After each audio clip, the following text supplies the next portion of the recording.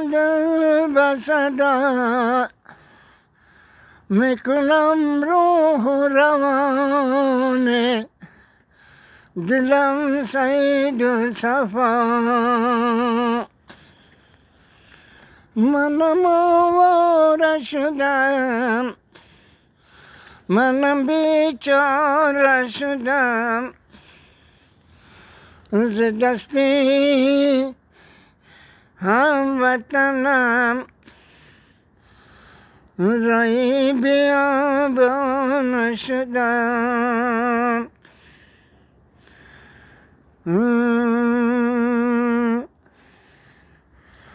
کارو کردم دل خود بیمارو کردم، زنبیر نامه خیش دل زد پاره کردم.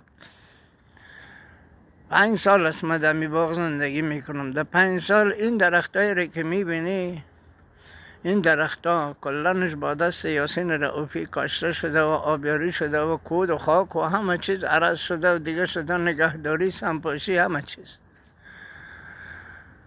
الان ببینی یک زمین بیابانی شد یک باغ، یک جای زندگی، چمن، گل، همه جا. اما ما یک افغان چی داریم در این مملکت؟ ما یک افغان چی داریم در این مملکت؟ چی آسایش، چی آرامش، چی پسنداز؟ فقط تمام روز در ملک مردم کار کو، بر مردم زحمت بکش و انرژی بدنت خالی کو. گاهی عصبانی، گاهی خوشحال، گاهی یک رقم. اما وقتی که کوههای افغانستان، وقتی که سنگای افغانستان یادم میاد جگرم خون میشه. اما چی کنم، چاره ندارم، رفتن نمیتونم، برم اونجا. خودتان میدونه که به چی ظلم و ظلمت مردم افغانستان دچار است. باید این فیلم قطع کنم.